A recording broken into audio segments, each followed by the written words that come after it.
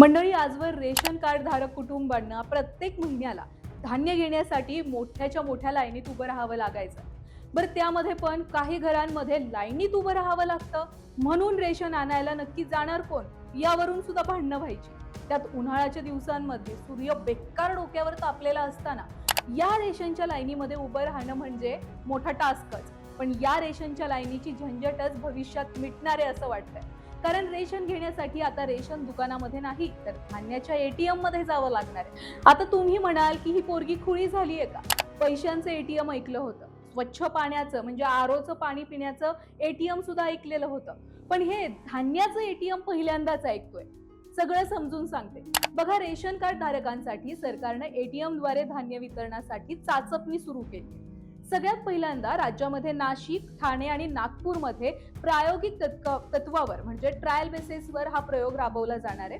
जर हा प्रयोग यशस्वी झाला तर देशभरात तो लागू केला जाणार आहे. म्हणजे थोडक्यात देशभरात हे धान्यांचं एटीएम सुरू होईल. देशात पहिल्यांदाच या प्रयोगासाठी महाराष्ट्राची निवड झाली आहे. या प्रयोगासाठी निवडलेल्या नाशिक, ठाणे आणि नागपूर या तिन्ही जिल्ह्यांच्या पुरवठा विभागानं होकार दिला की लगोलग प्रत्यक्ष निर्णयाची अंमलबजावणी करण्यावर सरकार काम करणार आहे. आता हे धान्य एटीएम नेमकं काम कसं करणार आणि आपण धान्य त्या मशीन मधून घ्यायचं तरी कसं?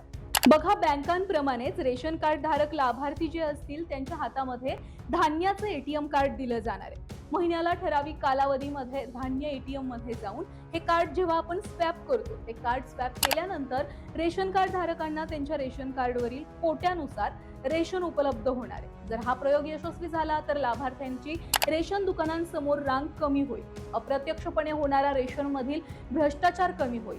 पण बघा, याचा तोटा सध्याच्या रेशन दुकानदारांना होऊ शकतो. कारण या धान्य एटीएम मुळे रेशन दुकानदारांचं काम जाईल आणि ज्या रेशन दुकानावर त्यांचं घर चालत होतं ते दुकानच नसल्यामुळे पोटा पाण्याचा प्रश्न त्यांच्या समोर उभा ठाकेल. त्यामुळे आता जर खरोखर धान्य एटीएम सुरू झालं तर सरकारला सगळ्याच गोष्टींचा विचार करावा लागणार आहे, एवढं मात्र नक्की.